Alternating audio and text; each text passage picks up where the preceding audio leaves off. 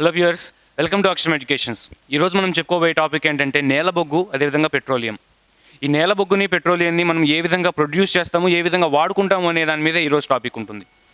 అయితే మనం గుర్తుపెట్టుకోవాల్సింది ఏంటంటే, ఈ విశ్వంలో ఏ పదార్థానికైనా, సజీవ పదార్థానికైనా, నిర్జీవ పదార్థానికైనా శక్తి అనేది అవసరం. వాటి రోజువారీ పనులు చేసుకోవడానికి, కదలికల కోసం, రీప్రొడక్షన్ కోసం, వీటన్నిటికీ కూడా వాటికి శక్తి అనేది అవసరం. కాబట్టి ఈ శక్తి అనేది విశ్వంలో అత్యంత కీలక పాత్ర పోషిస్తుంది. దాన్ని ప్రొడ్యూస్ చేసే వనరు ఎవరి దగ్గర అయితే ఉంటుందో వాళ్ళు కమాండ్ చేయగలిగే స్థాయిలో ఉంటారు ఎప్పుడైనా. కాబట్టి ఈ శక్తిని ఎక్కడి నుంచి అయితే మనం పొందుతామో దాని గురించి మనం స్టడీ చేయాల్సిన అవసరం ఉంటుంది. దాన్ని తెలుసుకునే ముందు మనం తెలుసుకోవాల్సింది ఏంటంటే, శక్తి మూలము, అదేవిధంగా శక్తి వనరు, ఈ రెండు పదాలకి మధ్య ఉన్న డిఫరెన్స్ అనేది అర్థం చేసుకోవాలి. శక్తి మూలము మొట్టమొదటిది. శక్తి మూలము అని దేన్ని అంటామంటే, ఏ పదార్థం నుంచి అయితే మనం శక్తిని పొందుతున్నామో, ఏ పదార్థం అయితే శక్తిని ఇవ్వడానికి సిద్ధంగా ఉందో, దాంట్లో స్టోర్డ్ పొటెన్షియల్ ఎనర్జీ కానీ, కైనెటిక్ ఎనర్జీ కానీ దాంట్లో ఆల్రెడీ ఉందో, అలాంటి దాన్ని ఏమంటామంటే మనము శక్తి మూలము అంటాము. ఫర్ ఎగ్జాంపుల్, పారే నీటిని తీసుకుంటే అది కదులుతూ ఉంది, గతిశక్తి కలిగి ఉంది. అదేవిధంగా సూర్యరశ్మిని తీసుకుంటే దాంట్లో ఫోటాన్లకు సంబంధించిన ఎనర్జీ ఉంది, అదేవిధంగా ఉష్ణము, హీట్ ఎనర్జీ కూడా ఉంది. ఈ విధంగా ప్రతి ఒక్క పదార్థంలో కూడా దాంట్లో అంటూ కొంత ఎనర్జీ ఉంటుంది. దాన్ని ఏమంటామంటే మనము శక్తి మూలము లేదా సోర్స్ అంటాము. దేనికి సోర్స్? ఎనర్జీకి సంబంధించిన సోర్స్, కాబట్టి ఎనర్జీ సోర్స్ అంటాం దాన్ని.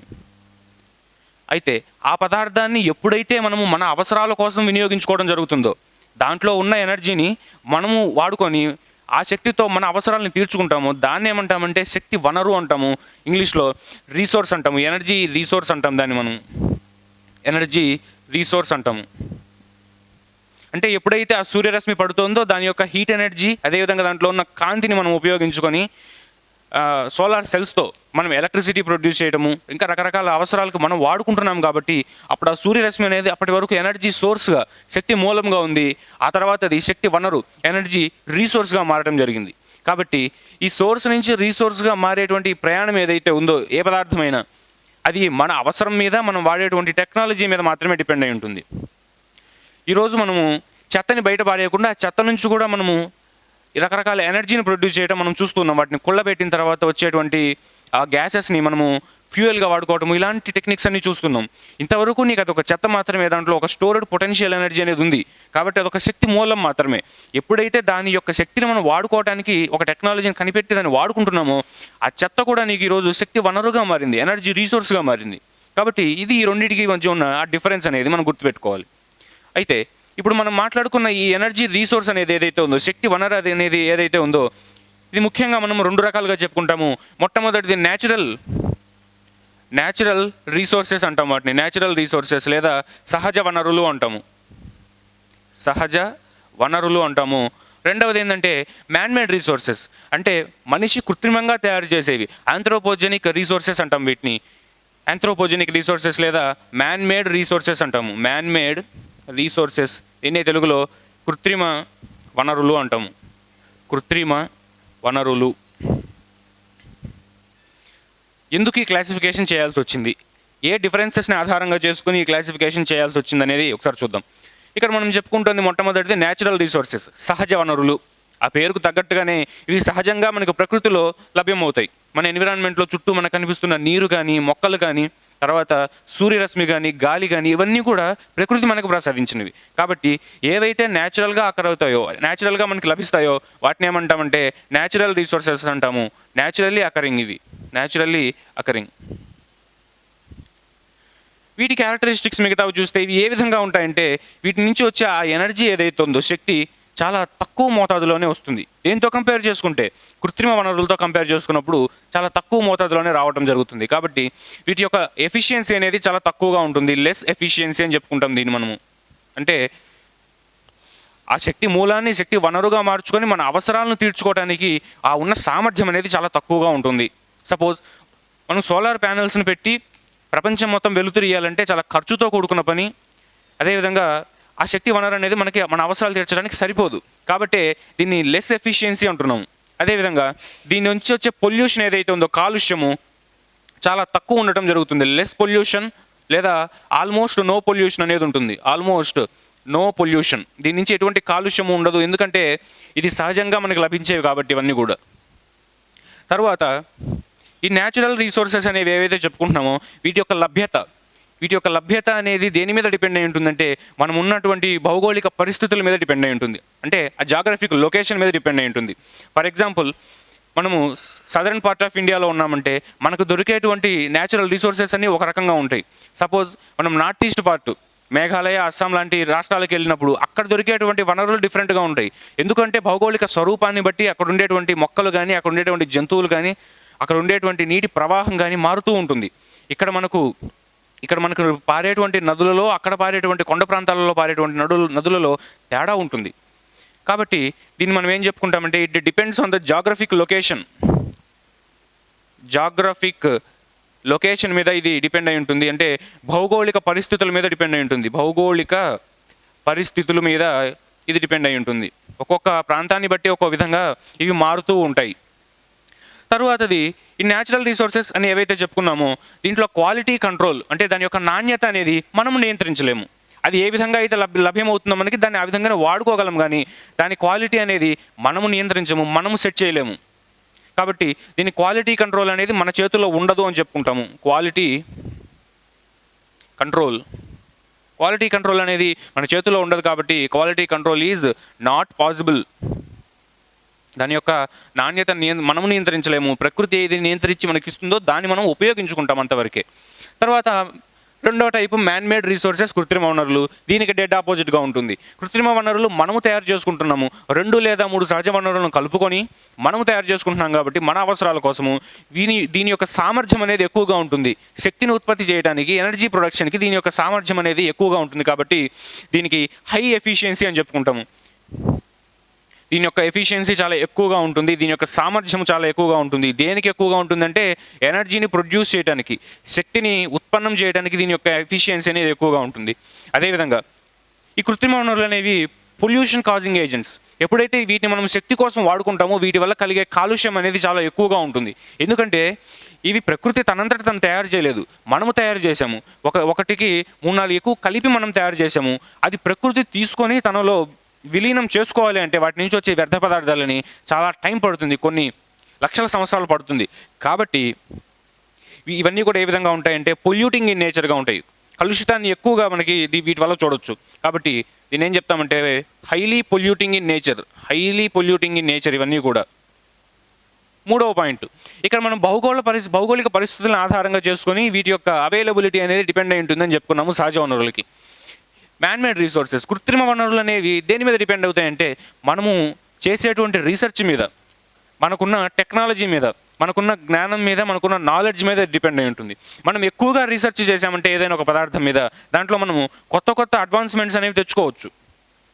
అదే పని మనం న్యాచురల్ రిసోర్సెస్లో చేయలేము. సూర్యరశ్మి మీద ఎంత రిసోర్స్ చేసినా సూర్యుడు ఏ సూర్యరశ్మి అయితే, ఏ కాంతి అయితే ఇస్తుందో అది మాత్రమే మనం ఉపయోగించుకోగలగాలి. కానీ ఈ మ్యాన్ మేడ్ రిసోర్సెస్లో ఆ విధంగా ఉండదు. మనకి ఏ విధంగా కావాలనుకుంటే అలా మనం తయారు చేసుకోగలం. కాబట్టి it all depends on hour technology.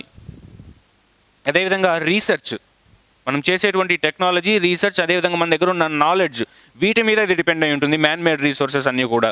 ఈరోజు మనకి ప్లాస్టిక్ కవర్లు ఇవన్నీ తయారు చేసుకున్నాము అంటే మన దగ్గర ఉన్న టెక్నాలజీ, మనం చేసినటువంటి రీసెర్చ్ వల్ల మనం తయారు చేసుకోగలిగాము. అంతేగాని ప్రకృతి సహజ సిద్ధంగా అది ఇవ్వలేదు. ఎప్పుడైతే ఇవి మనం తయారు చేసుకున్నామో ప్రకృతి తయారు చేయలేదు, కాబట్టి ఈ పొల్యూషన్ అనేది కూడా చాలా ఎక్కువగా చేయటం మనం చూస్తూ ఉన్నాం.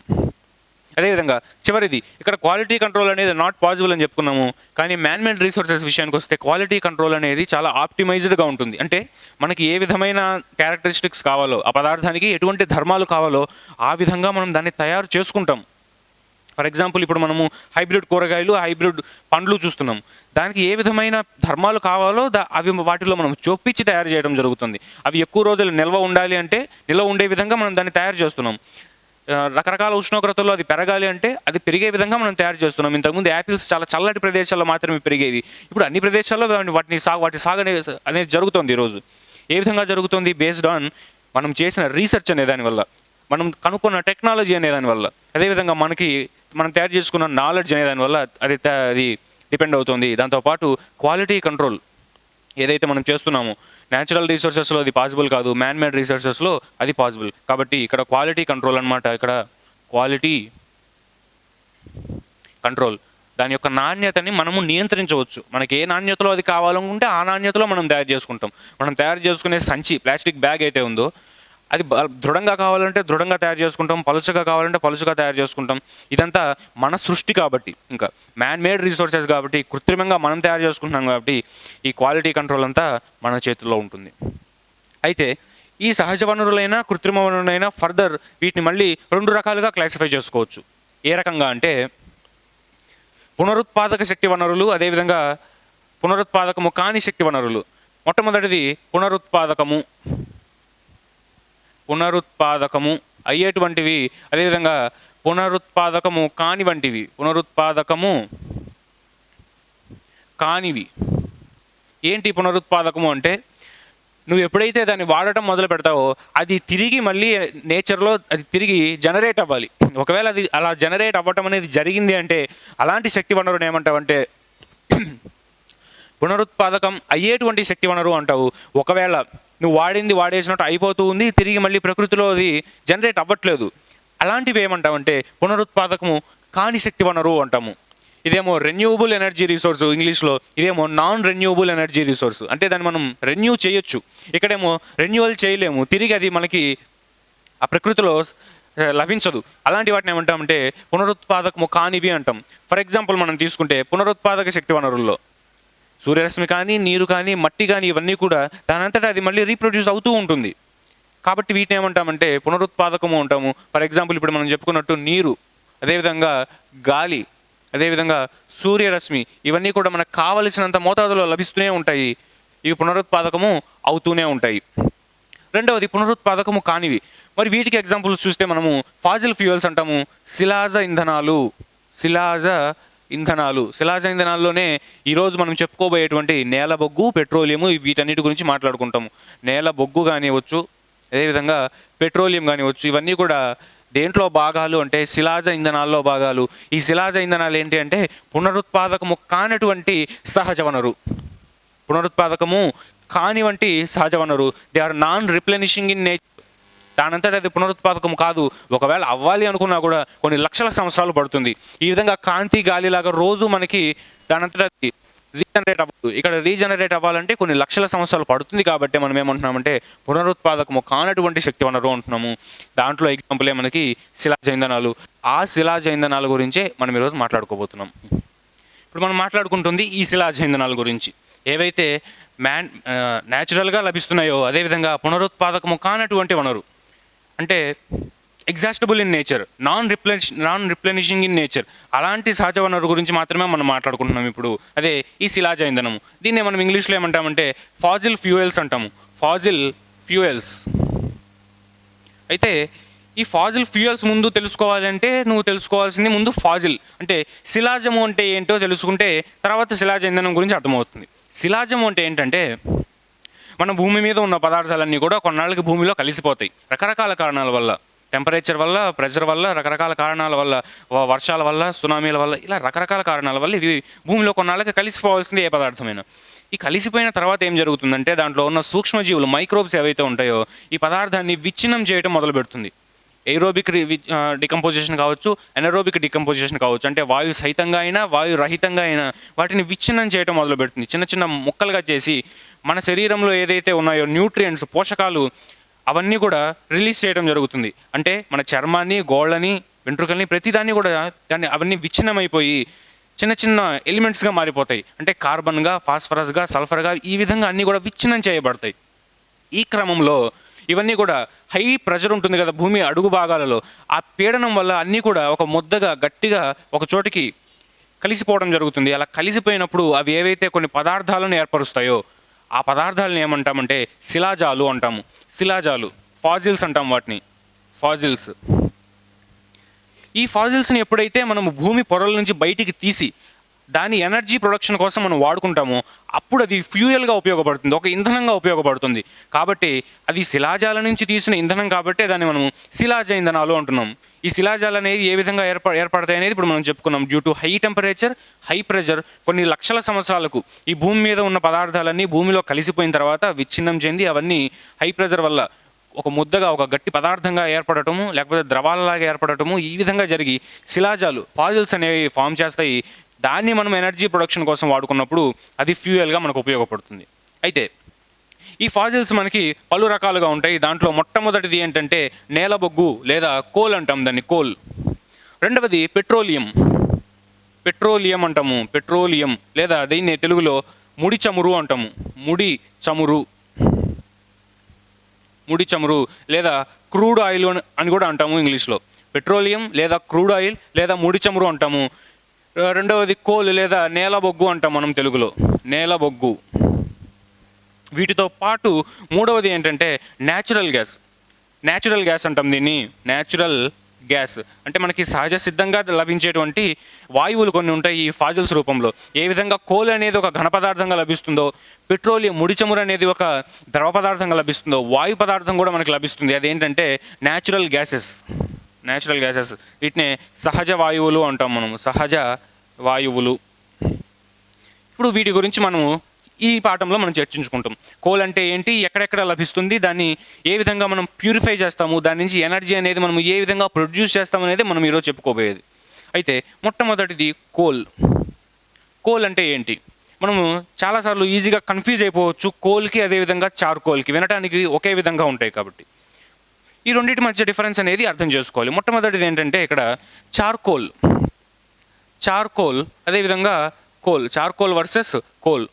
ఏంటి డిఫరెన్స్ అంటే చార్కోల్ విషయానికి వస్తే ఏంటంటే ఈ బొగ్గు ఏంటంటే ఏదైనా ఒక పదార్థాన్ని, మన భూమి మీద ఉన్న పదార్థాన్ని ఎప్పుడైతే దాన్ని దహనక్రియ ద్వారా మండించి లేదా తగలబెట్టిన తర్వాత చివరిగా మిగిలిపోయేటువంటి ఒక వేస్ట్ మెటీరియల్, నల్లటి వేస్ట్ మెటీరియల్ ఏదైతే ఉందో ఆ వ్యర్థము, దాన్ని మనము బొగ్గు అంటాము.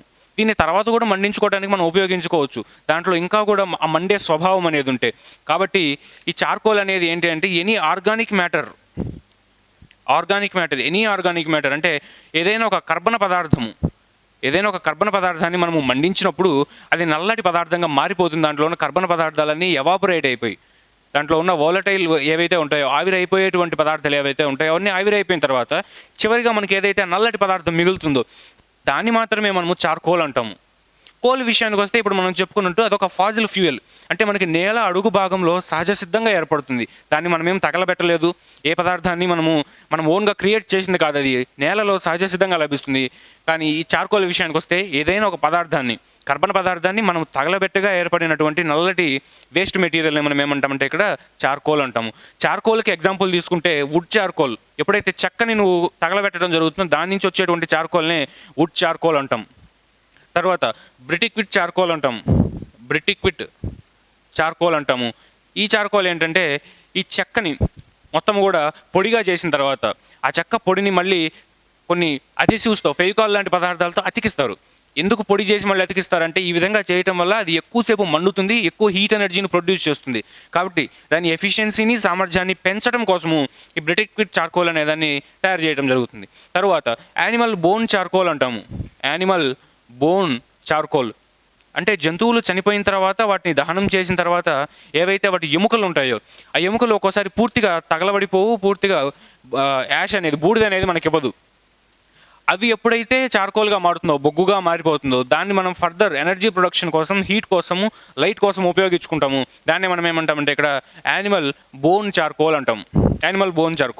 తర్వాత wood charcoal, briquette charcoal, animal bone charcoal. తర్వాత మనకున్నవి కోకోనట్ షెల్ చార్కోల్ అంటాం. కోకోనట్ షెల్ చార్కోల్ అంటాం. అంటే కొబ్బరికాయల్ని వాడుకున్న తర్వాత వాటికి చెప్ప ఏదైతే ఉంటుందో దాన్ని కూడా మనము బొగ్గుగా వాడుకుంటాము. ఎందుకంటే దాంట్లో కూడా మనకి ఇంకా హీట్ని, లైట్ని ప్రొడ్యూస్ చేసే కెపాసిటీ ఉంటుంది కాబట్టి. ఇంతకుముందు పాతకాలంలో మనకి ప్రతి ఇంట్లో కూడా కుంపటి ఉండేది. ఆ కుంపట్లో వాడుకోవడానికి బొగ్గుల్ని మనం దాచిపెట్టుకునే వాళ్ళం. ఆ బొగ్గుల్ని ఆ కుంపట్లో వేసిన తర్వాత అది హీట్ని, లైట్ని ప్రొడ్యూస్ చేసేది. ఈ విధంగా మనము ఈ బొగ్గు అనేదాన్ని ఉపయోగించుకుంటాం. దీంట్లో రకరకాలు ఉంటాయి. వేరే కోల్ విషయానికి వస్తే ఇప్పుడు మనం చెప్పుకున్నట్టు it is a Faasil fuel. దీంట్లో రకరకాల టైప్స్లో ఈ కోల్ అనేది మనకు దొరుకుతుంది. దీంట్లో ఉన్న రకాలు చూస్తే కోల్స్లో మొట్టమొదటిది పీట్ కోల్ అంటాం. దాని పేరు పీట్ కోల్ లేదా పీట్ నేలబొగ్గు అంటాము. రెండవది లిగ్నైట్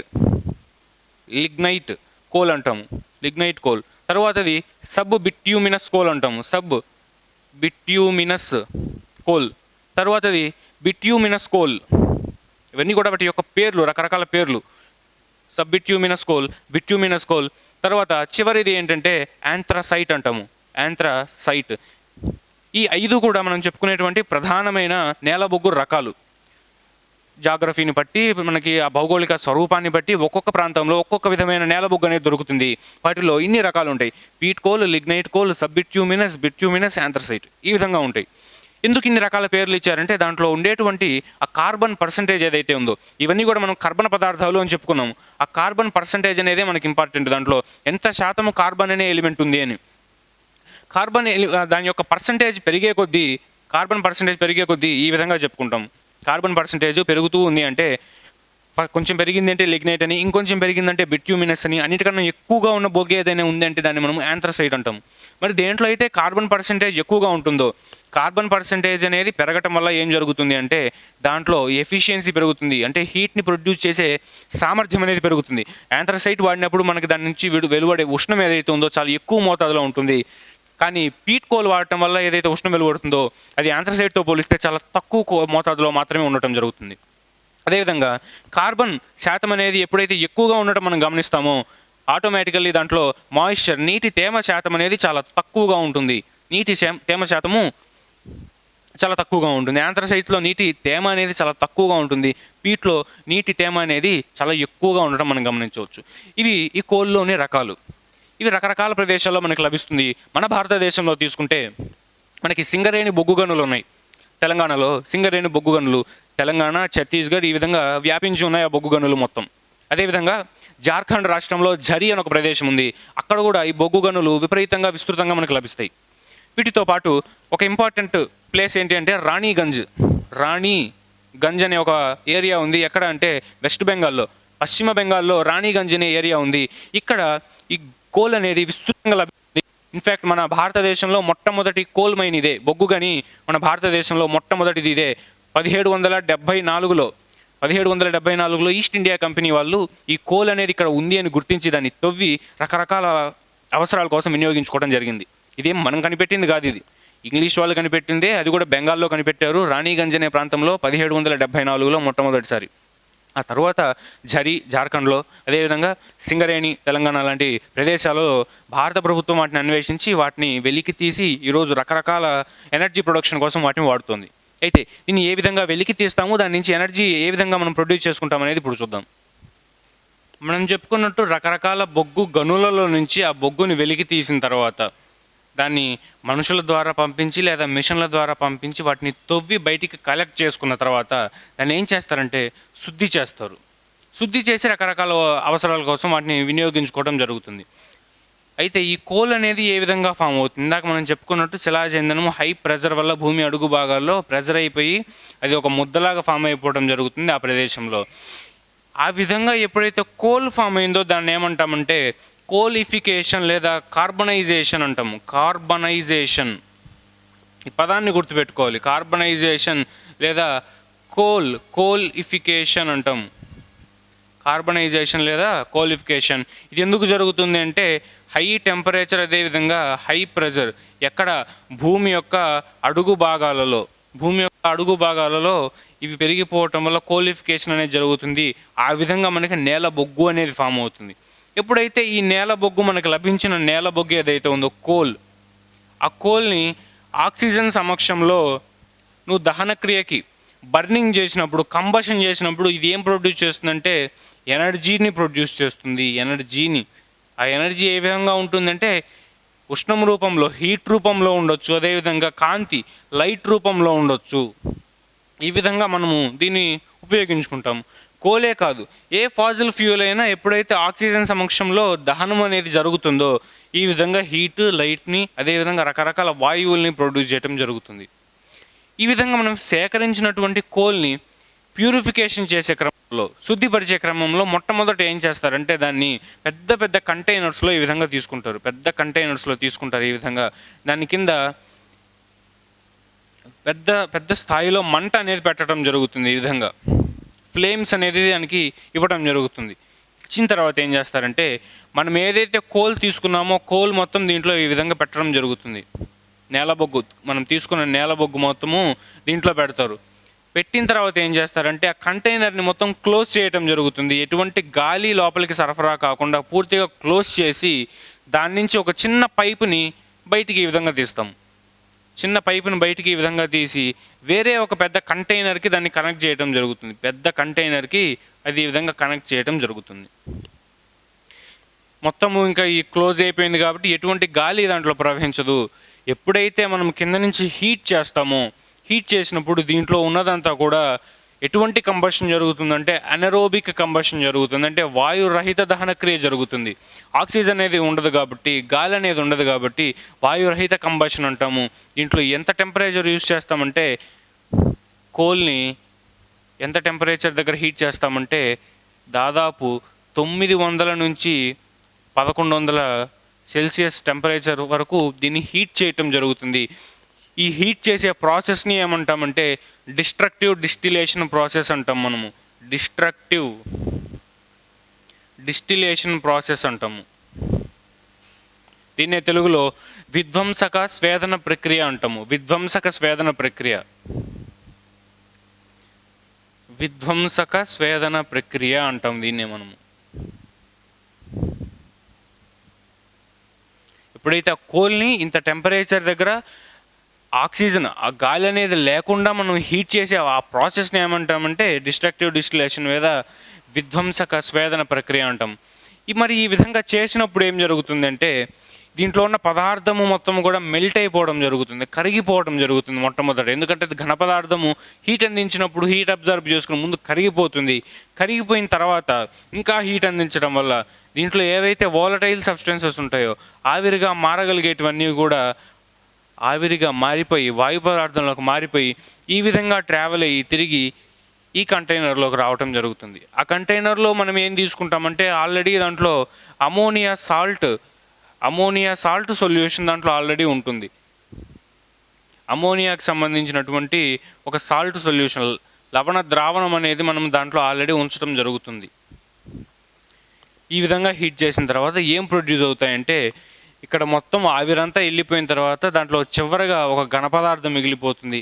ఆ ఘనపదార్థాన్ని ఏమంటామంటే మనము కోక్ అంటాము. COKE కోక్ అంటాము. అది ఒక ఘనపదార్థము. దీంతోపాటు రెండవది ఏం ఫామ్ అవుతుందంటే కోల్ తార్ అనేది ఫామ్ అవుతుంది. ఇది ఒక లిక్విడ్ ఫామ్లో ఉంటుంది, ద్రవ స్థితిలో ఉంటుంది ఇది. తర్వాతది కోల్ గ్యాస్ అనేది ఫామ్ అవుతుంది. ఈ కోల్ గ్యాస్ అనేది మనకి వాయు స్థితిలో ఉంటుంది. ఇదంతా కూడా గ్యాసియస్ స్టేజ్లో ఉంటుంది. ఈ మూడు మనకి ఫామ్ అవుతాయి ఎప్పుడైతే కోల్ని మనం హీట్ చేస్తామో ఈ డిస్ట్రక్టివ్ డిస్టిలేషన్ అనే ప్రాసెస్ ద్వారా, గాలి లేకుండా. మరి ఈ ఫామ్ అయ్యేటువంటి మూడు ఏవైతే ఉన్నాయో కోకు, కోల్ తారు, కోల్ గ్యాస్, వీటిని మనము ఆ ఎనర్జీ ప్రొడక్షన్ కోసం వాడుకుంటాము. రకరకాల యూజెస్లో వాడుకుంటాము. వీటి యొక్క క్యారెక్టరిస్టిక్ యూజెస్ ఇప్పుడు చూద్దాము. మొట్టమొదటిది కోక్ అని చెప్పుకున్నాం. ఇక్కడ కోక్ ఇది ఏ విధంగా ఉంటుందంటే ఇప్పుడు మనం చెప్పుకున్నట్టు ఘనపదార్థం రూపంలో ఉంటుంది. ఇది ఒక సాలిడ్ లాగా ఉంటుంది. ఇది ఎప్పుడైతే దీంట్లో మొత్తం హీట్ చేసిన తర్వాత వాయువులన్నీ వెళ్ళిపోయాయో ఇంకా అది చివరిగా ఒక ముద్దలాగా మిగిలిపోతుంది, గట్టి పదార్థము. దాంట్లో పోరస్ నేచర్ ఉంటుందన్నమాట. పోరస్ అంటే సన్న సన్న రంధ్రాలు ఉంటాయి దాంట్లో. పోరస్ ఆ ఘనపదార్థంలో సన్న రంధ్రాలు ఉంటాయి దాంట్లోకి గాలి ప్రవహించే విధంగా. అంటే ఈ విధంగా తీసుకుంటే దాంట్లో సన్న రంధ్రాలు ఉండటం జరుగుతుంది. దాన్ని మనం ఏమంటామంటే పోరస్ అంటాం, పోరస్ నేచర్ అంటాం. అదేవిధంగా ఈ కోక్ అనేది దీంట్లో ఎటువంటి వోలటైల్ సబ్స్టెన్సెస్ అనేవి ఇక ఉండవు. ఇక దాంట్లో ఏమాత్రం ఉండవు.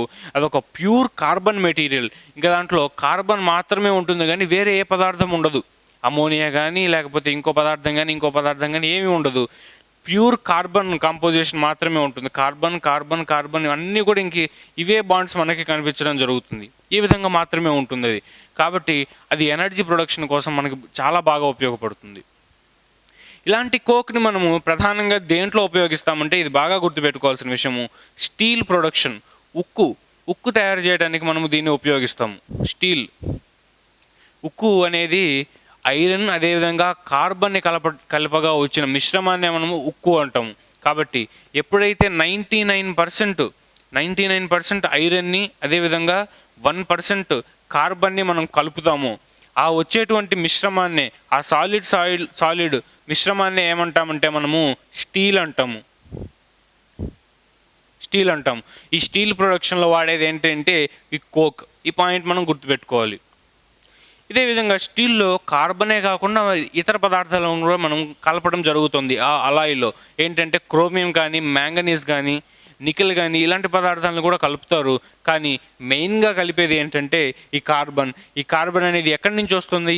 కోక్ నుంచి వస్తుంది. ఆ కోక్ని మనము ఈ కోల్ నుంచి, నేల బొగ్గు నుంచి మనం ఉత్పత్తి చేయడం జరిగింది ఈ డిస్ట్రక్టివ్ డిస్టిలేషన్ ప్రాసెస్ ద్వారా.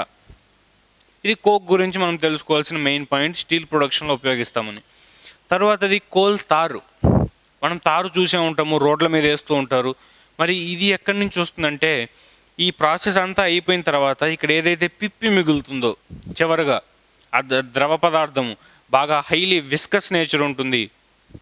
అంటే అదేమి ఈజీగా సాగిపోదు, నేల మీద బాగా మందంగా ఉంటుంది. ఆ లిక్విడ్ కూడా మనకి తేనెలాగా చాలా మందంగా ఉంటుంది. దాన్ని మనము హైలీ విస్కస్ ఫ్లూయిడ్ అంటాము దాన్ని మనము.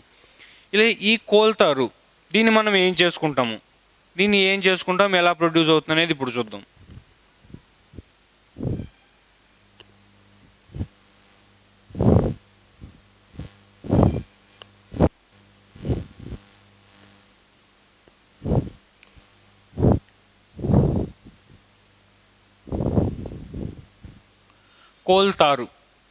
కోల్తార్ అనేది మనకి ఏ టెంపరేచర్ దగ్గర ఫామ్ అవుతుందంటే 500 నుంచి 700 డిగ్రీ సెల్సియస్ ఈ టెంపరేచర్ రేంజ్లో మాత్రమే కోల్తార్ ఫామ్ అవుతుంది. ఈ టెంపరేచర్ రేంజ్ అనేది ఎప్పుడైతే దాటిపోతుందో అది ఫామ్ అయ్యేటువంటి అమౌంట్ చాలా తక్కువ మాత్రమే ఫామ్ అవుతుంటుంది. అది కూడా క్వాలిటీ అనేది ఉండదు. ఎప్పుడైతే ఈ టెంపరేచర్ రేంజ్లో ఫామ్ అయిందో అలాంటి తారే హై క్వాలిటీ అనేది ఉండటం మనం గమనించవచ్చు ఈ కోల్తార్. మరి ఈ కోల్తార్ ఏంటి అంటే it is a highly viscous liquid అంటాం దీన్ని మనము. ఒక ద్రవ రూపంలో ఉంటుంది. దాంట్లో దాదాపు 200కు పైగా ఇంప్యూరిటీస్, మలినాలనే ఉంటాయి. హైలీ ఇంప్యూర్ నేచర్ అంటే మనం తీసుకున్న నేల బొగ్గులో ఉన్నటువంటి మలినాలన్నీ కూడా ఒక ముద్దగా ఫామ్ అయిపోయి ఏదైతే ఏర్పడుతుందో దాన్నే మనము కోల్తార్ అంటున్నాం. దీన్ని ఏ విధంగా కలెక్ట్ చేస్తారంటే సాంద్రీకరణ ప్రక్రియ ద్వారా, కండెన్సేషన్ ప్రాసెస్ ద్వారా దీన్ని కలెక్ట్ చేయడం జరుగుతుంది. కండెన్సేషన్ ప్రాసెస్ ఇదంతా అయిపోయిన తర్వాత, కండెన్సేషన్ చేసిన తర్వాత ఆ కోల్తార్ అనేది మనము తీసుకోవడం జరుగుతుంది. అయితే ఈ కోల్తార్ యొక్క ఉపయోగాలు ఏంటి, యూజెస్, మనం ఎక్కడెక్కడ దీన్ని ఉపయోగిస్తాము అంటే మొట్టమొదటిది రోడ్స్ వేయడానికి ఉపయోగిస్తాం. ఈ కోల్తార్తోనే మనము తార్ రోడ్లు వేయటము జరుగుతుంది. దాంతోపాటు ఈ కోల్తార్ని ఎక్కడ ఉపయోగిస్తామంటే కోల్తార్ని ఉపయోగిస్తారు. తర్వాత బ్లాస్టింగ్ చేసే మెటీరియల్స్లో మనకి ఈ ఆర్డిఎక్స్ ఇలాంటి పేలుడు పదార్థాలను తయారు చేస్తుంటాము. దాంట్లో కూడా ఈ కోల్తార్ అనేది ఉపయోగిస్తాము. దీంతోపాటు వాటర్ ప్రూఫ్ రూఫింగ్ అంటే ఇంటి పైకప్పు ఎలాంటి లీకేజెస్ లేకుండా వాటర్ ప్రూఫ్ చేయించడానికి మనం కొన్ని పెయింట్లు వేయిస్తాము. వాటిలో ఉపయోగించేది ఏంటి అంటే ఈ కోల్తార్నే ఉపయోగిస్తాము. కోల్తార్ని ఉపయోగించుకొని దీన్ని తయారు చేయడం జరుగుతుంది. తర్వాత ఇంకొక ఎగ్జాంపుల్ ఏంటంటే ఆర్టిఫిషియల్ డైస్, కొన్ని రకాల రంగుల్ని అదేవిధంగా పెయింట్స్ని తయారు చేయడానికి కూడా ఈ కోల్తార్నే ఉపయోగిస్తారు. ఇది ఎందుకంటే హైలీ విస్కస్ ఉంటుంది. దీన్ని ఈజీగా ఎలా కావాలంటే మనము అలా మలుచుకోవడానికి వీలు ఉంటుంది. దాంట్లో కొంత న్యాచురల్గా లభించేటువంటి రంగు ఎప్పుడైతే యాడ్ చేస్తామో అది ఒక కృత్రిమమైన డైగా మారటం జరుగుతుంది. ఈరోజు మనం ఇళ్లలో వాడేటువంటి రంగులన్నీ కూడా ఈ కోల్తార్ నుంచి తయారైనటువంటిదే. అంటే దాంట్లో 200కు పైగా ఇంప్యూరిటీస్ ఉన్నాయి. ఆ ఇంప్యూరిటీస్నే మనం ఇంటికి పూసుకొని వాడుకుంటున్నాము. తర్వాతది దీన్ని ఫిల్మింగ్ మెటీరియల్లో కూడా ఉపయోగిస్తారు. ఆ తర్వాత దీన్ని ఫినాల్ అనే ఒక పదార్థాన్ని ప్రొడ్యూస్ చేయడానికి కూడా ఉపయోగిస్తాము. ఈ విధంగా దీనికి రకరకాల యూజెస్ ఉన్నాయి ఈ కోల్తార్కి సంబంధించి. తర్వాతది కోల్ గ్యాస్ అని చెప్పుకున్నాము. మూడవది కోల్ గ్యాస్, వాయు రూపంలో ఉన్నటువంటిది. మరి ఈ కోల్ గ్యాస్ అనే దాన్ని ఏ విధంగా ఉపయోగించుకుంటామంటే ఇది 500 నుంచి 700 డిగ్రీల ఉష్ణోగ్రత దగ్గర వచ్చినట్టు అది 900 నుంచి 1000 ఉష్ణోగ్రత దగ్గర మాత్రమే అది లభిస్తుంది. అంటే ఎప్పుడైతే ఈ ప్రాసెస్లో హై టెంపరేచర్ నువ్వు రీచ్ అవుతావో ఇంకా దాంట్లో ఉన్నటువంటి వాయు పదార్థాలన్నీ బయటకు వచ్చేస్తాయి. కేవలము ఈ కోక్, ఈ ప్యూర్ కార్బన్ మెటీరియల్ మాత్రమే మిగులుతుంది. అప్పటి వరకు వెయిట్ చేసినప్పుడు మాత్రమే మనకి హై ఈల్డ్ అనేది ఉంటుంది. ఆ ఉత్పత్తి అనేది ఆ హై లెవెల్లో ఉంటుంది. ఆ ప్యూర్ గ్యాస్ అనేది మనకు మొత్తం బయటకు వచ్చేస్తుంది. మొత్తం కలెక్ట్ చేసేసుకుంటాం. ఆ కలెక్ట్ అయినటువంటి గ్యాస్ మొత్తము బయటికి కండెన్సేషన్ ప్రాసెస్ ద్వారా, సాంద్రీకరణ పద్ధతి ద్వారా దాన్ని కలెక్ట్ చేసి దాన్ని దేనికి ఉపయోగిస్తామంటే ఫ్యూయల్గా ఉపయోగిస్తాం, ఒక ఇంధనములాగా ఉపయోగిస్తాం. ఏ విధంగా అనేది ఇప్పుడు చూద్దాం.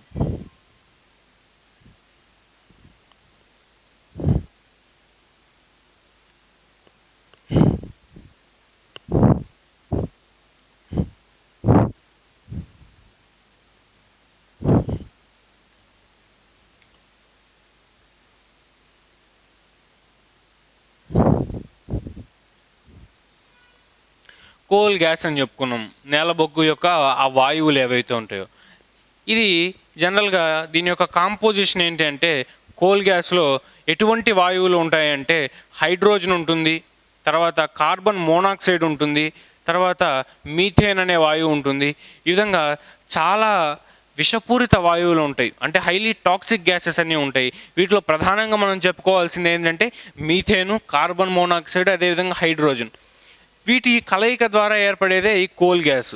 అంటే మనం తీసుకునేటువంటి నేల బొగ్గులో ఇవన్నీ ఆల్రెడీ ఉన్నాయి. ఎప్పుడైతే మనం ఈ డిస్ట్రక్టివ్ డిస్టిలేషన్ ద్వారా హీట్ చేసామో విపరీతంగా, ఇవన్నీ కూడా వాలటైల్ సబ్స్టెన్సెస్ కాబట్టి అవన్నీ బయటకు వచ్చేసేయడం జరిగింది. మిగిలిన ఆ కోల్ తారు కోక్ని మనం సపరేట్గా కలెక్ట్ చేసుకున్నాం. అయితే ఈ బయటకు వచ్చిన ఈ మిశ్రమాన్ని మనం ఏ విధంగా ఉపయోగించుకుంటాం? ఇవన్నీ కూడా హైలీ ఇన్ఫ్లేమబుల్ నేచర్ని కలిగి ఉంటాయి. హైలీ ఇన్ఫ్లేమబుల్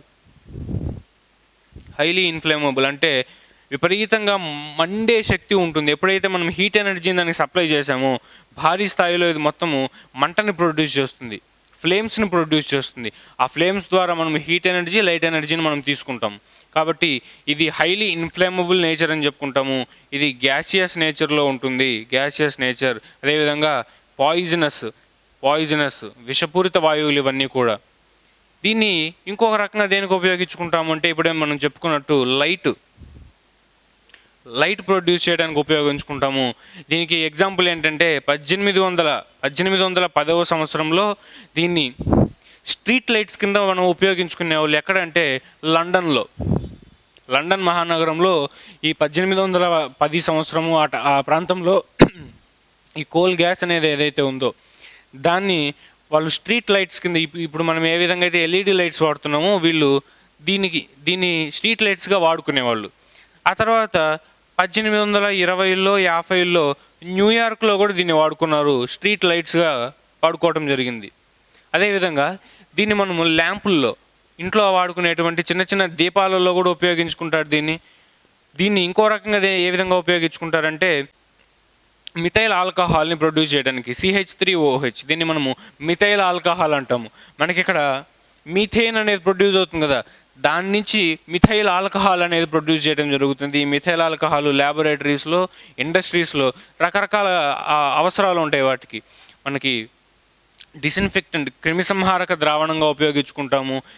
మిగిలిన రకరకాల కెమికల్స్ని ప్రొడ్యూస్ చేయడానికి ఈ మిథైల్ ఆల్కహాల్ అనేది మనకు అక్కడ ఉపయోగపడుతుంది. ఆ తర్వాత ఆటోమొబైల్ ఫ్యూయల్గా మనకు ఉపయోగపడుతుంది, అంటే వాహనాలకు ఇంధనముగా. ఇప్పుడు హైడ్రోజన్తో నడిచేటువంటి కార్స్, హైడ్రోజన్తో నడిచేటువంటి వాహనాలు మనం చూస్తూనే ఉన్నాం. ఈ హైడ్రోజన్ మరి ఎక్కడి నుంచి వస్తుందంటే ఇది హీట్ చేయడం ద్వారా ప్రొడ్యూస్ అయిన హైడ్రోజన్నే మనము ఇంధనముగా ఉపయోగించడం జరుగుతుంది. దీంతోపాటు కుకింగ్ ఫ్యూయల్గా కూడా మనం దీన్ని ఉపయోగించడం స్టార్ట్ చేసాము ఆల్రెడీ. కుకింగ్ ఫ్యూయల్ అంటే మనం వంట వండుకోవడానికి కూడా మనకి ఇంధనం కావాలి కదా. ఆ ఇంధనము ఎక్కడి నుంచి వస్తుందంటే మనకి ఈ హైడ్రోజన్ నుంచే, ఈ కార్బన్ మోనాక్సైడ్, ఈ మీథేన్ నుంచే మనకి వంటకు కావాల్సినటువంటి ఇంధనము కూడా ప్రొడ్యూస్ చేయడం జరుగుతుంది. మరి ఇన్ని ఉపయోగాలు ఉన్నాయి మనకి. ఒకవైపు ఏమో రోడ్స్ వేయచ్చు, పర్ఫ్యూమ్స్ తయారు చేయొచ్చు, పెయింట్స్ తయారు చేయొచ్చు, అదేవిధంగా ఫీనాల్స్, వాటర్ ప్రూఫింగ్ మెటీరియల్స్, పేలుడు పదార్థాలు, ఇన్ని పదార్థాలు దీని నుంచి తయారు చేయొచ్చు. అదేవిధంగా ఇక్కడేమో మనం ఫ్యూయల్గా వాడుకుంటాము, లైట్ కోసం వాడుకుంటామని చెప్పుకున్నాం. ఇందాక చెప్పినటువంటి కోక్ ఏదైతే ఉందో దాన్ని స్టీల్ ప్రొడక్షన్లో వాడుకుంటామని చెప్పుకున్నాం. మరి ఇన్ని ఉపయోగాలు ఉన్నప్పుడు ఇదేమో ఈ కోల్ ఏమో సహజ సిద్ధంగా నేలలో దొరుకుతున్నప్పుడు మరి ఎవరైనా కూడా దాన్ని ఫ్రీగా నేలలోంచి తీసుకొని ఇన్ని ఇండస్ట్రీస్ పెట్టి వాటి మీద బిజినెస్ చేయాలని అనుకుంటారు. ఈ క్రమంలోనే ఈ ఈ శిలాజ ఇంధనాల వల్ల ప్రపంచవ్యాప్తంగా పోటీ అనేది మొదలైంది దేశాల మధ్య. ఒక దేశానికి ఇంకో దేశానికి మధ్య శత్రుత్వం ఉన్నా, అదేవిధంగా స్నేహ సంబంధాలు ఉన్నా, ఆ రెండిటికి కారణము ఈ శిలాజ ఇంధనాలే, డైరెక్ట్గా అయినా ఇండైరెక్ట్గా అయినా. ఈరోజు మనకి మధ్యప్రాచ్య దేశాలలో జరుగుతున్న అలజడి అల్లర్లు వీటన్నిటికీ కారణం ఏంటి అంటే ఈ కోల్, అదేవిధంగా పెట్రోలియం. అది కనుక ఈ వెస్టర్న్ కంట్రీస్ ఏవైతే ఉన్నాయో అవి కనుక వీటిని సొంతం చేసుకోగలిగితే వీటి నుంచి వచ్చే లాభం మొత్తం వాళ్ళకే కదా. ఇంకా రోడ్స్ వేయాలన్నా కూడా వీళ్ళ దగ్గర ఆ ముడి పదార్థం అనేది ఉంది. కోల్ తయారు చేసుకెళ్తారు, రోడ్లు వేస్తారు. పర్ఫ్యూమ్స్ తయారు చేయాలన్నా కూడా వీళ్ళ దగ్గర ఆ ముడి పదార్థం ఉంటుంది. కాబట్టి ఎవరైతే ఆ ప్రాంతం మీద పట్టు సాధించగలుగుతారో వాళ్ళకి వీటన్నిటి నుంచి వచ్చే లాభము, వీటన్నిటిని అమ్ముకోవటం వల్ల వచ్చే బిజినెస్ వల్ల వచ్చే లాభాల వల్ల వాళ్ళు వృద్ధి చెందుతారు. కాబట్టే కోల్ అనేది దేశాలు అదేవిధంగా ప్రపంచాల యొక్క ఆర్థిక వ్యవస్థని నిర్మించాలన్నా, కోల్చాలన్నా ఈ శిలాజ ఇంధనాలు అనేవి కీలక పాత్ర పోషిస్తున్నాయి. ఇప్పుడు మనం చెప్పుకుంది కేవలం నేలబొగ్గు గురించే. దీనికన్నా ఇంపార్టెంట్ ఇది పెట్రోలియం. ఈరోజు సిరియాలో కానీ, లెబనాన్లో కానీ, అదేవిధంగా మిగిలిన దేశాల్లో జరుగుతున్న వాటన్నిటికీ కూడా ఆ పెట్రోలియమే రీజన్. పెట్రోలియం మీద ఆధిపత్యం కోసమే జరుగుతుంది. మరి కేవలం నేలబొగ్గు వల్లనే మనకి ఇన్ని ఉపయోగాలు ఉంటే, ఇన్ని రకాలుగా మనం ఉపయోగించుకోగలిగితే, మరి పెట్రోలియంని ఎన్ని రకాలుగా ఉపయోగించుకోగలం అనేది ఇప్పుడు చూద్దాం. నేలబొగ్గు గురించి చూసాం, తర్వాతది పెట్రోలియం. మరి పెట్రోలియం అంటే ఏంటి అంటే పెట్రా ప్లస్ ఓలియం అనే రెండు లాటిన్ పదాల నుంచి వచ్చిన ఈ పేరు, ఇది పెట్రోలియం. ఏంటంటే పెట్రా అంటే రాతి అడుగు భాగము అని, అంటే రాళ్ల కింద లభించేటువంటివి. అదేవిధంగా ఓలియం అంటే ఆయిల్, అంటే రాళ్ల కింద లభిస్తుంది కాబట్టి ఆయిల్ అనేది దాన్ని ఏమన్నారంటే వాళ్ళు పెట్రా ప్లస్ ఓలియం, పెట్రోలియం అన్నారు. అదే వాడుక భాషగా మనకి వచ్చేసింది పెట్రోలియం అనే పదం. మరి ఇది ఏ విధంగా లభిస్తుంది అంటే భూమి యొక్క అడుగు పొరలో ఈ విధమైన స్ట్రక్చర్ అనేది మనం గమనించవచ్చు. ఇది భూమి యొక్క ఉపరితలం అనుకుంటే దాని కింద ఈ విధమైన స్ట్రక్చర్ ఉంటుంది. ఇది రిజర్వాయర్ రాక్ అంటాం మనం, రిజర్వాయర్ రాక్ అంటాం. ఎందుకు అంటున్నామంటే దీని మీద మనకి భూగర్భ జలం కానీ, అదేవిధంగా ఇతర లిక్విడ్స్ ఏవైతే ఉన్నాయో ద్రవాలన్నీ కూడా దీని మీద నిల్వ అయి ఉంటాయి మనకి, ఆ ఒక రాతి మీద. ఆ రాయిని దాటి కిందికి వెళ్ళిపోయినప్పుడు నీకు ఎటువంటి జలం కానీ ఏది లభించదు, భూగర్భ జలం దీని మీద మాత్రమే లభిస్తుంది. కాబట్టి దీన్ని రిజర్వాయర్ రాక్ అనటము మనం చూడొచ్చు. దీని మీద ఏం లభిస్తుందంటే మొట్టమొదట నీరు. మనం మనకి బావులు తవ్వుకొని బోరింగ్ వేసి తీసుకునేటువంటి నీరు ఏదైతే ఉందో భూగర్భ జలము, అది మొట్టమొదటి ఇక్కడ లభిస్తుంది మనకి, వాటర్. దానిపైన నీటి మీద తేలుతూ ఉన్నది పెట్రోలియం. దీని యొక్క సాంద్రత తక్కువ, అది కర్బన పదార్థం కాబట్టి దాని యొక్క సాంద్రత తక్కువ ఉంటుంది. అది నీటికి సాంద్రత ఎక్కువ కాబట్టి పెట్రోలియం నీటి మీద తేలుతూ ఉంటుంది. తరువాతది న్యాచురల్ గ్యాస్, సహజ వాయువు అనేది అన్నిటికన్నా పైన మనకు లభిస్తుంది. అది వాయువు కాబట్టి అన్నిటికన్నా తక్కువ సాంద్రత దానికి ఉంటుంది. కాబట్టి పెట్రోలియం కన్నా కూడా పైన అది మనకి కనిపిస్తుంది. చివరిది ఏంటంటే ఈ పొర ఏదైతే ఉందో, ఈ రాతి పొర, దీన్ని మనం ఏమంటామంటే ఇంపెర్వియస్ రాక్ లేయర్ అంటాము. అంటే నీటిని పైనుంచి లేకపోతే కింద నుంచి ఒకవైపుకు ప్రసరింపనీయకుండా చూసుకునేటువంటి ఆ రాతి పొర అనేది ఉంటుంది. కాబట్టి అలా నీరు అనేది ఒకవైపు నుంచి ఒకవైపు ప్రసరింపబడదు. కాబట్టే ఇక్కడ ఏదైతే ఉందో ఈ లేయర్స్ అనేవి, ఈ పొరలు ఏవైతే ఉన్నాయో, ఈ న్యాచురల్ గ్యాస్ కానీ, పెట్రోలియం కానీ, వాటర్ కానీ, ఇవన్నీ కదలకుండా అలానే ఉంటాయి కొన్ని సంవత్సరాల వరకు.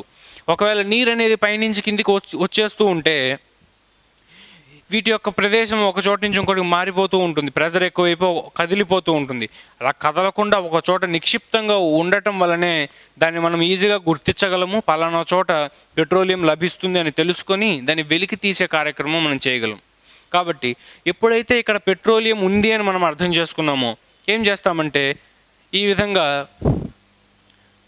పెద్ద పెద్ద పైప్ లైన్స్ లోపలికి వేయటం జరుగుతుంది. పెట్రోలియం బావులు, ఈ విధంగా పైప్ లైన్స్ లోపలికి వేసి వాటిని వెలికి తీసే కార్యక్రమం చేస్తాం. మొట్టమొదటిది న్యాచురల్ గ్యాస్ బయటికి తీస్తాము, అదేవిధంగా పెట్రోలియం కూడా బయటికి తీస్తాం. న్యాచురల్ గ్యాస్ అదేవిధంగా పెట్రోలియం బయటికి తీస్తాం. తీసిన దాన్ని అదేవిధంగా వాడుకుంటామా, లేకపోతే దాన్ని ఏ విధంగా వాడుకుంటాం? మనకి తీయగానే వచ్చేది ఏంటంటే మొట్టమొదటిది పెట్రోలియం. ఇప్పుడు మనం చెప్పుకున్నటువంటి పెట్రోలియం అనేది మొట్టమొదటి వస్తుంది. దాన్ని ఏమంటామంటే మనము ముడి చమురు అంటాము. ముడి చమురు, దీన్నే క్రూడ్ ఆయిల్ అంటారు ఇంగ్లీష్లో, క్రూడ్ ఆయిల్. ముడి చమురు అని దేనికన్నామంటే దాంట్లో ఇంప్యూరిటీస్, మలినాలు అనేవి చాలా ఎక్కువగా ఉంటాయి. మనకి అవసరం లేని పదార్థమే మలినము అని మనం చాలాసార్లు చెప్పుకున్నాం. మనకు అవసరం లేని పదార్థాలు చాలా ఎక్కువ మోతాదులో ఉంటాయి ఈ ముడి చమురులో. మరి దాన్ని ఇప్పుడు శుద్ధి చేసుకోవాలి, మనం వాడుకోవాలి అంటే ఏ పర్పస్ కోసం వాడుకోవాలనుకున్నా కూడా దాన్ని శుద్ధి చేసుకోవాలి. శుద్ధి చేసుకున్న తర్వాత దాన్ని ఎనర్జీ ప్రొడక్షన్ కోసం వాడుకుంటాం. మరి ఈ క్లీనింగ్ ప్రాసెస్ అనేది ఎక్కడ జరుగుతుందంటే వాటిని మనము ఆయిల్ రిఫైనరీస్ అంటాము. ఆయిల్ రిఫైనరీస్ అంటాము, అంటే చమురు శుద్ధి కర్మాగారాలు అంటాము. చమురు శుద్ధి కర్మాగారాలు అంటాము. మన భారతదేశంలో చమురు శుద్ధి కర్మాగారాలు చాలా ఎక్కువ సంఖ్యలో ఉన్నాయి ప్రపంచ దేశాలతో పోలిస్తే. మనము ఎక్కువగా ఆయిల్ని ఇంపోర్ట్ చేసుకుంటాం, దిగుమతి చేసుకుంటాము అని మనం అనుకోవచ్చు. కానీ భారతదేశము ఆయిల్ని ఎక్కువగా ఎగుమతి చేసే దేశాలలో నెంబర్ 1 స్థానంలో ఉంది. ఎందుకు అంటే మన దేశంలో ఉన్నటువంటి ఆయిల్ రిఫైనరీస్ సంఖ్య అనేది చాలా ఎక్కువగా ఉంది. కొచ్చిలో కావచ్చు, మంగళూరులో కావచ్చు, హైదరాబాద్, మనకి బాంబేలో కావచ్చు, వడోదరా కావచ్చు, ఇలా రకరకాల ప్లేసెస్లో వీటి యొక్క ఆయిల్ రిఫైనరీస్ అనేవి భారీ సంఖ్యలో మనకు ఉన్నాయి. వీటి వల్ల ఏదైతే మనం ముడి చమురు ఇతర దేశాల నుంచి కొంటామో, రష్యా నుంచి కానీ దుబాయ్ నుంచి కానీ కొనేటువంటి ఈ ముడి చమురు చాలా తక్కువే మనం నిజానికి కొనేది. ఎందుకంటే మన అవసరాలకి అది కావాలి కాబట్టి కొంటాము. కొన్ని దాన్ని మనం ఏం చేస్తామంటే ఈ ఆయిల్ రిఫైనరీస్, ఈ శుద్ధి కర్మాగారాల్లో దాన్ని క్లీన్ చేసి ఇతర దేశాలకు మనం ఎగుమతి చేస్తాం. మనకు ఆ వ్యాపారం చేసే సామర్థ్యం ఉంది కాబట్టి మనకి ఎలాగో ఈ ముడి చమురు అనేది మనకు లభించదు. మన దేశంలో చాలా తక్కువ మోతాదులోనే ఉంటుంది. ఇంత జనాభాకి అవసరాలు తీర్చడానికి సరిపోదు. కాబట్టి ఏం చేస్తామంటే ఇతర దేశాల నుంచి దిగుమతి చేసుకొని దాన్ని క్లీన్ చేసి ఇతర దేశాలకే మళ్ళీ ఎగుమతి చేస్తున్నాం. ఈ విధంగా మనకు జరుగుతూ ఉంటుంది. అయితే ఆయిల్ రిఫైనరీస్లో జరిగేది ఏ విధంగా శుద్ధి జరుగుతుంది అనేది చాలా ఇంపార్టెంట్ ప్రాసెస్. దాన్ని ఒకసారి చూద్దాం ఇప్పుడు ఏ విధంగా జరుగుతుంది అనేది. మొట్టమొదట మనకి ఏదైతే ముడి చమురు ఉందో అదంతా ఒక పెద్ద ట్యాంక్లోకి కలెక్ట్ చేసుకోవడం జరుగుతుంది. ఈ విధంగా ఒక పెద్ద ట్యాంకర్లోకి కలెక్ట్ చేసుకుంటాము. కలెక్ట్ చేసుకున్న ముడి చమురుని ఏం చేస్తామంటే బ్లాస్ట్ ఫర్నేస్ అనేది ఉంటుంది. బ్లాస్ట్ కొలిమి అంటాం మనము దాన్ని. దీని యొక్క స్ట్రక్చర్ మనం 10th క్లాస్లో చూస్తాము. బ్లాస్ట్ కొలిమి అంటాం, బ్లాస్ట్ ఫర్నేస్. ఈ బ్లాస్ట్ ఫర్నేస్లోకి ఎప్పుడైతే ఈ ముడి చమురుని పంపిస్తామో దీంట్లో మనకి పెట్రోలియం క్రూడ్ ఆయిల్ అనేది ఉంటుంది, ముడి చమురు.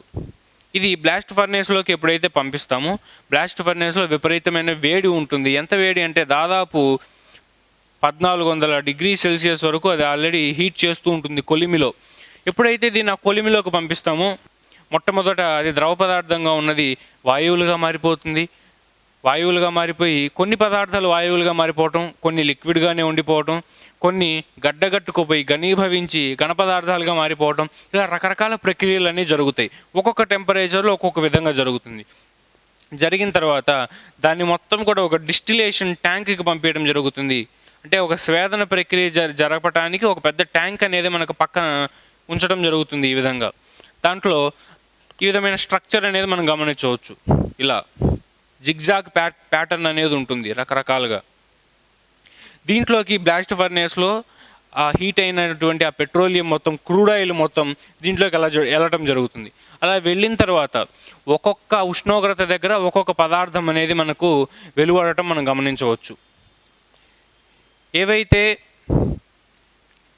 బాయిలింగ్ పాయింట్ అనేవి చాలా తక్కువగా ఉంటుందో అవన్నీ కూడా గ్యాసెస్గా మారి, అంటే వాయు పదార్థాలుగా మరి పైకి వెళ్ళిపోవడం జరుగుతుంది. ఆ పైకి వెళ్ళిపోయే వాటిని అన్నిటిని పైన ఒక చిన్న పైప్ లైన్ ద్వారా వాటిని కలెక్ట్ చేసి వాటిని ఇక్కడ ఒక కండెన్సర్ అనే ఒక ఎక్విప్మెంట్ తగిలించడం జరుగుతుంది. దాని ద్వారా సాంద్రీకరిస్తాము.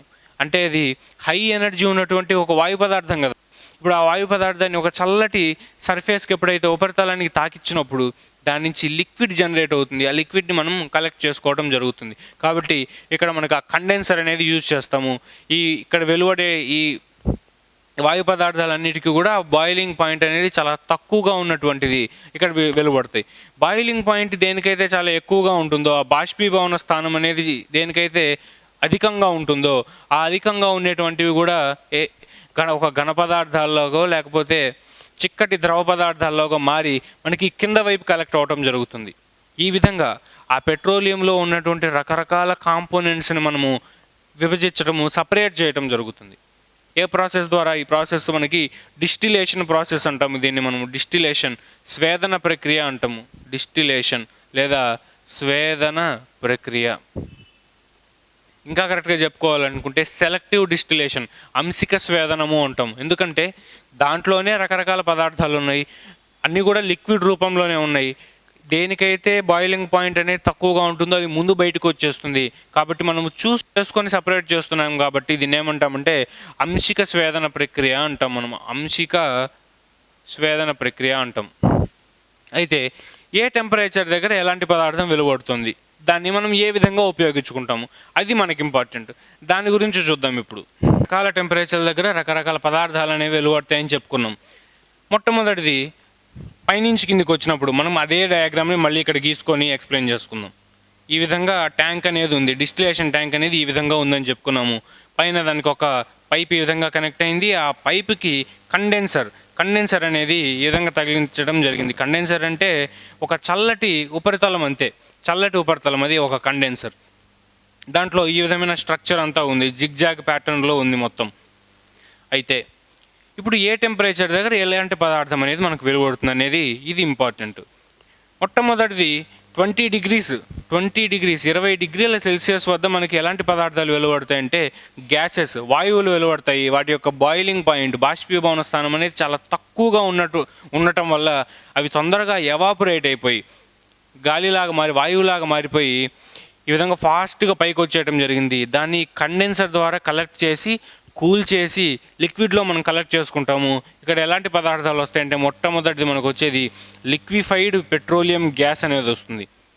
ఆ గ్యాస్ అనేది పెట్రోలియం నుంచి జనరేట్ అయింది కాబట్టి దాన్ని మనము పెట్రోలియం గ్యాస్ అంటున్నాము. అది గ్యాస్ రూపంలో కాకుండా మనము లిక్విడ్గా కండెన్స్ చేసి సాంద్రీకరించి మనం కలెక్ట్ చేస్తున్నాం కాబట్టి దీన్ని ఏమంటామంటే లిక్విఫైడ్ పెట్రోలియం గ్యాస్ అంటున్నాం. దీంతోపాటు మనకి మీథేన్ అనే గ్యాస్ కూడా ప్రొడ్యూస్ అవుతుంది. తర్వాత ప్రోపేన్, తర్వాత బ్యూటేన్, ఇలాంటి వాయువులన్నీ కూడా ఇక్కడ మనం పొందటం జరుగుతుంది. ఇక్కడ 20 డిగ్రీ సెల్సియస్ ఉష్ణోగ్రత వద్ద ఇలాంటి వాయువులన్నీ మనం పొందుతాం. వీటిలో ఇంపార్టెంట్ ఇది లిక్విఫైడ్ పెట్రోలియం గ్యాస్. దీన్ని మనం రకరకాల యూజెస్ కోసం వాడుకుంటాం. ఇంట్లో మనం కుకింగ్ ఫ్యూయల్గా దీన్ని మనం ఉపయోగిస్తాము. కుకింగ్ ఫ్యూయల్ అంటే వంట కోసము ఆ ఇంధనంగా మనం ఉపయోగిస్తాము. మన సిలిండర్లలో ఇంతకుముందు ఈ ఎల్పిజి సిలిండర్లే వాడేవాళ్ళు, ఇప్పుడు సిఎన్జి సిలిండర్లు కూడా వాడటం జరుగుతుంది. ఈ ఎల్పిజిని ఇక్కడ వాడతాం. అదేవిధంగా ఈ మీథేన్ కానీ, అదేవిధంగా ప్రోపేన్ కానీ, బ్యూటేన్ కానీ, ఈ పదార్థాలని కూడా మనము రకరకాల ఇండస్ట్రీస్లో రకరకాల ఉపయోగాలకి ఫ్యూయల్గానే వాడుకుంటాం, ఇంధనంగానే వాడుకుంటాం. ఎప్పుడైతే వాటిని మంటకి ఒక ఆక్సిజన్ సప్లై జరుగుతుందో, మండించడం జరుగుతుందో, విపరీతమైన కాంతిని, వేడిని, టెంపరేచర్ని, ఉష్ణోగ్రతని అది అందించడం జరుగుతుంది. కాబట్టి దీన్ని ఫస్ట్ యూజ్ ఏంటంటే ఫ్యూయల్, ఇంధనంగా ఉపయోగించుకోవడం జరుగుతుంది వీటిని. తరువాతది 70 డిగ్రీ సెల్సియస్ దగ్గర మనకి ఏం లభిస్తుంది అంటే ఇదే అన్నిటికన్నా ఇంపార్టెంట్, పెట్రోల్ అనేది 70 డిగ్రీల సెల్సియస్ ఉష్ణోగ్రత దగ్గర మనకు లభించడం జరుగుతుంది. దీంతో పాటు గ్యాసోలిన్ అనే పదార్థం కూడా లభించడం జరుగుతుంది. ఇవి కూడా హైలీ ఇన్ఫ్లేమబుల్ ఇన్ నేచర్. మనకు తెలుసు పెట్రోల్ అనేది ఎప్పుడైతే చిన్న మంట తగిలితే వెంటనే బగ్గుమని మండుకుంటుంది. కాబట్టి దీన్ని కూడా ఫ్యూయల్గానే ఉపయోగిస్తాము. ఫ్యూయల్ హై ఎఫిషియన్సీ ఉంటుంది, దీని యొక్క సామర్థ్యం అనేది చాలా ఎక్కువగా ఉంటుంది. ఆటోమొబైల్ ఇండస్ట్రీస్లో, మనకి వాహనాల్లో వీటిని చాలా ఎక్కువగా మనం వాడుకుంటుంటాం ఈ పెట్రోల్ని. తర్వాతది 120 డిగ్రీ సెల్సియస్ 120 డిగ్రీ సెల్సియస్ ఉష్ణోగ్రత. ఇక్కడ ఏమొస్తాయంటే నాఫ్థలిన్ బాల్స్ నాఫ్తలీన్ బాల్స్ అంటే మనం వాడేటువంటి కలరా ఉండలు అంటాం వాష్రూమ్స్లో కానీ ఇతర ప్రదేశాలలో ఈ నాఫ్తలీన్ బాల్స్ వాడతాము. దీని గురించి మనం చాలాసార్లు మాట్లాడుకున్నాం. సబ్లిమేషన్ ఉత్పతనము జరుగుతుంది, అంటే సాలిడ్ ఏదైతే ఉందో డైరెక్ట్గా గ్యాస్గా మారిపోతుంది. వీటిని మనం వాడతాము. మరి ఇది ఎక్కడ ప్రొడ్యూస్ అవుతుందంటే పెట్రోలియం నుంచి వచ్చే ఈ ఉత్పత్తినే మనం ఇళ్లలో వాడుకుంటున్నాము రకరకాల అవసరాలకి. మాత్ రిపెల్లెంట్స్ అంటాం, చిన్న చిన్న పురుగులు అనేవి తిరగకుండా బాత్రూమ్స్లో వీటిని ఉపయోగిస్తుంటారనమాట. ఈ నాఫ్తలిన్ బాల్స్ అనేవి ఇక్కడి నుంచి ప్రొడ్యూస్ అయ్యేవి. దీంతోపాటు 170 డిగ్రీల సెల్సియస్ దగ్గర వచ్చే ఇంపార్టెంట్ కాంపోనెంట్ ఏంటంటే కిరోసిన్, అదేవిధంగా పారాఫిన్ ఆయిల్ అంటాం, పారాఫిన్ ఆయిల్, దీంతోపాటు జెట్ ఆయిల్. ఇవన్నీ కూడా 170 డిగ్రీల సెల్సియస్ దగ్గర మనకి అందుబాటులోకి వస్తాయి. ఎప్పుడైతే ఆ కులిమి నుంచి బయటకు వచ్చిన తర్వాత ఈ ఉష్ణోగ్రత దగ్గర ఈ పదార్థాలన్నీ వచ్చాయి, వెంటనే కలెక్ట్ చేసుకొని వాటిని రకరకాల అవసరాల కోసం మనం వినియోగించుకుంటాం. తర్వాతది 200 డిగ్రీల సెల్సియస్ దగ్గర మనకి ఏ పదార్థం వస్తుంది అంటే డీజిల్ అదేవిధంగా లూబ్రికెంట్స్ మనము 200 డిగ్రీల సెల్సియస్ దగ్గర మనం చూడొచ్చు. ఇక్కడ ఈ డీజిల్ లూబ్రికెంట్స్ మనము కలెక్ట్ చేసుకుంటాం. లూబ్రికెంట్స్ అంటే ఏంటంటే ఒక పదార్థానికి ఇంకో పదార్థానికి మధ్య ర్యాపిడ్ జరగకుండా, ఘర్షణ జరగకుండా మనం కందెనలు అంటాము. ఎప్పుడైతే ఈ ఆయిల్స్ని మనం అక్కడ అప్లై జరుగుతుందో మనం ఘర్షణను తగ్గించవచ్చు అక్కడ. అలాంటి పదార్థాలన్నీ కూడా ఈ 200 లేదా 300 డిగ్రీల సెల్సియస్ ఈ రేంజ్ ఏదైతే ఉందో 200 నుంచి 300 డిగ్రీల సెల్సియస్ ఈ రేంజ్లో మనకి డీజిల్స్ లూబ్రికెంట్స్ అనేవి మనకి లభ్యమవుతాయి. 400 డిగ్రీల సెల్సియస్ ఉష్ణోగ్రత వద్ద ఏం లభిస్తాయంటే హీటింగ్ ఆయిల్స్, వాటితో పాటు లూబ్రికెంట్స్. ఇందాక మనం చెప్పుకున్నట్టే ఇక్కడ వేరే రకాల లూబ్రికెంట్స్ లభించడం జరుగుతుంది ఇక్కడ 400 డిగ్రీల సెల్సియస్ ఉష్ణోగ్రత దగ్గర. చివరిది 600 డిగ్రీల సెల్సియస్ ఉష్ణోగ్రత. 600 డిగ్రీల సెల్సియస్ ఉష్ణోగ్రత ఎప్పుడైతే దాటుతుందో మనం 1400 వరకు హీట్ చేసే కెపాసిటీ ఉంటుంది ఆ బ్లాస్ట్ ఫర్నేస్కి. కానీ ఎప్పుడైతే 600 దాటుతుందో ఇక దాంట్లో ఎటువంటి వాలటైల్ సబ్స్టెన్సెస్ ఉండవు, అంటే ఇలా ఎటువంటి వాయు పదార్థాలు ఉండవు, ఇలా ఎటువంటి లిక్విడ్ ద్రవ పదార్థాలు కూడా ఉండవు. ఇంకా ఏం మిగులుతుందంటే పిప్పి మిగులుతుంది, ఒక ఘన పదార్థం మాత్రమే, అదొక వేస్ట్ మెటీరియల్ మిగిలిపోతుంది. ఆ వేస్ట్ మెటీరియల్ మొత్తము ఈ బేస్ ఏదైతే ఉందో ఈ బాటమ్ ఈ కింద మనకి కలెక్ట్ అయిపోవడం జరుగుతుంది. వాటిని మనం ఏమంటామంటే రెసిడ్యూస్ అంటాము. రెసిడ్యూస్ లేదా మనకి తార్ లాంటి పదార్థం దొరుకుతుంది, బిట్యూమెన్ అనే పదార్థం దొరుకుతుంది. ఈ బిట్యూమెన్ అనే పదార్థము ఈ చివర మనకి ఒక పిప్పిలాగా మిగిలిపోవడం జరుగుతుంది. దీంతోపాటు ఆస్ఫాల్ట్ అనే ఒక పదార్థం కూడా మిగిలిపోతుంది మనకి. ఆస్ఫాల్ట్ ఇది ఇంపార్టెంట్. ఈ బిట్యూమెన్ అదేవిధంగా ఆస్ఫాల్ట్ ఈ రెండు పదార్థాలు మనకి చివరిగా దొరకడం జరుగుతుంది. ఈ బిట్యూమెన్ లేదా ఆస్ఫాల్ట్ని మనం ఎక్కడ ఉపయోగిస్తామంటే రోడ్లు వేయడానికి ఉపయోగిస్తాం.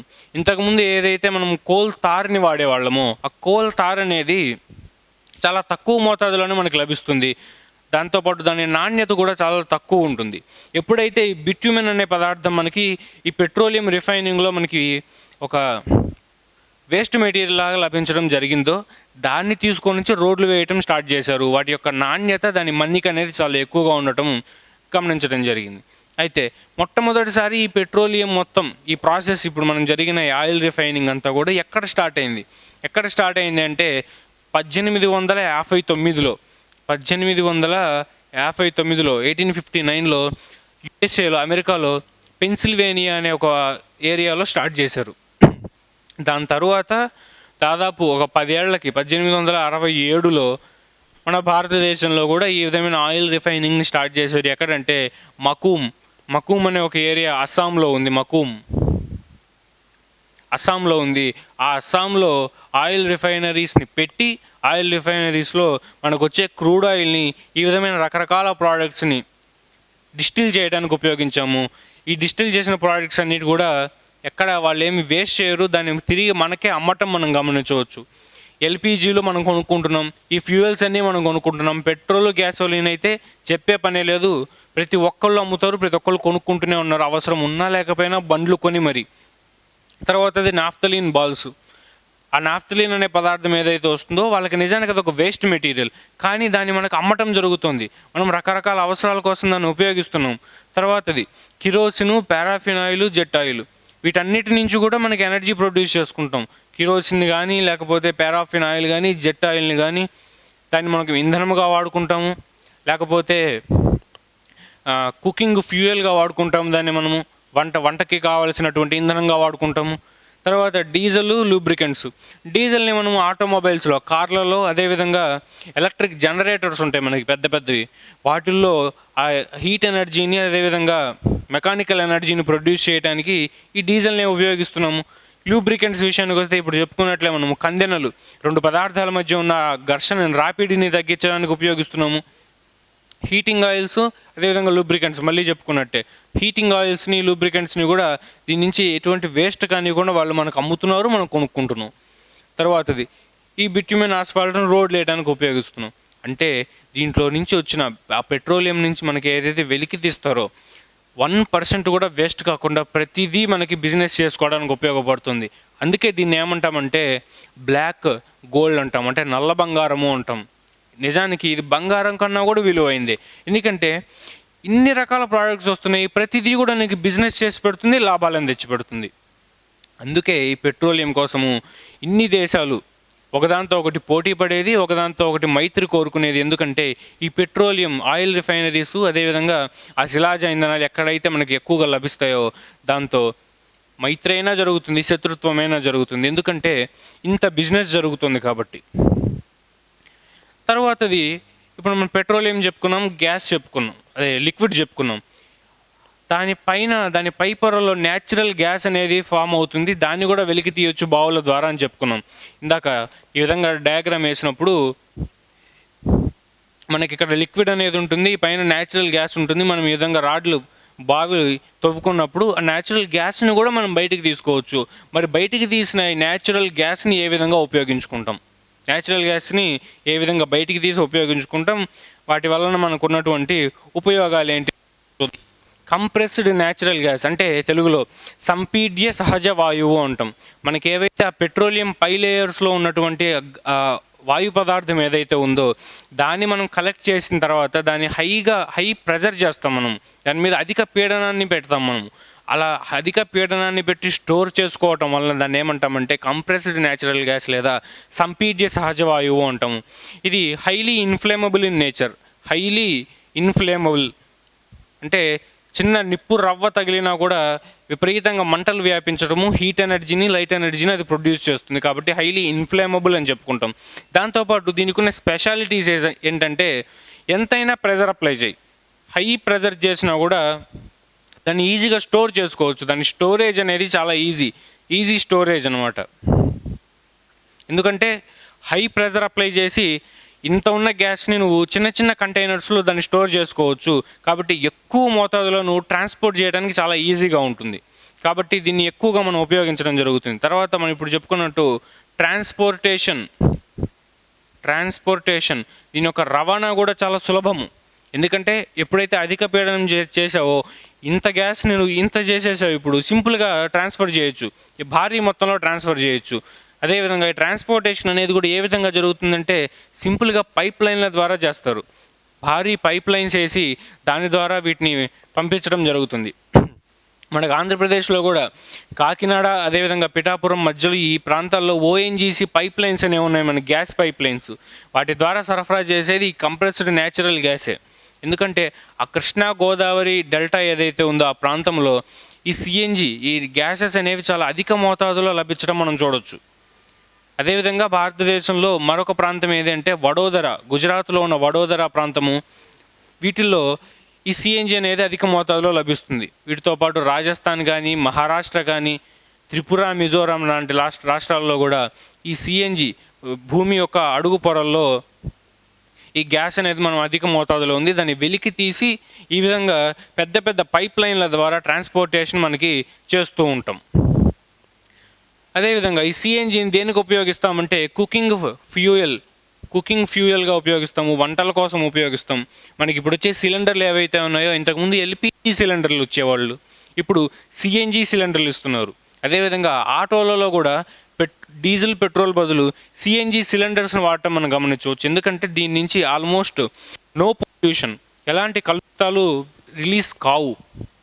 కాబట్టి దీన్ని ఏమంటామంటే ఒక రకంగా గ్రీన్ ఫ్యూయల్ అనుకోవచ్చు. గ్రీన్ ఫ్యూయల్ అని ఎందుకు అంటున్నామంటే పర్యావరణానికి దాదాపు ఎటువంటి హాని చేయదు, ఎలాంటి పాయిజనస్ గ్యాసెస్ అనేవి రిలీజ్ కావు దీన్ని బర్న్ చేయటం వల్ల, కంబషన్ చేయటం వల్ల. కాబట్టి దీన్ని కుకింగ్ ఫ్యూయల్గా మన ఇళ్లలో వాడుకుంటున్నాము సిలిండర్ల రూపంలో. అదేవిధంగా ఆటోమొబైల్స్లో మనకి ఆటోలు కానివచ్చు, బైక్స్ కానివచ్చు, ఈ విధంగా గ్యాస్ మీద నడిచే ఉన్నాయి. వాటి వల్ల ఎలాంటి పొల్యూషన్ ఉండదు కాబట్టి దీన్ని ఉపయోగించడం జరుగుతుంది. ఎల్పిజి నుంచి సిఎన్జికి ఎందుకు మారాము అంటే ఇవే కారణాలు. దీన్నేమో ఈజీగా స్టోర్ చేయొచ్చు, ఎల్పిజినేమో అంత ఈజీగా స్టోర్ చేయలేము. ఎందుకంటే దీని మీద అప్లై చేసినట్టు దాని మీద అధిక పీడనాన్ని అప్లై చేయలేము. ఇది ఓవరాల్గా మనకి ఈ కోల్ అండ్ పెట్రోలియంకి సంబంధించిన కాన్సెప్ట్. దేనికోసం వాడతాము, దేనిలో ఇది క్లీన్ చేసినప్పుడు ఎలాంటి పదార్థాలు వస్తాయి అనేదే మొత్తం ఈ పాఠంలో ఉన్నది. దీనికి సంబంధించిన టెస్ట్ సిరీస్ని, అదేవిధంగా దీనికి సంబంధించిన డైలీ బిట్స్ని కూడా అప్లోడ్ చేయడం జరుగుతుంది. ఈ కాన్సెప్ట్ని రివైజ్ చేయండి. All the best. Thank you.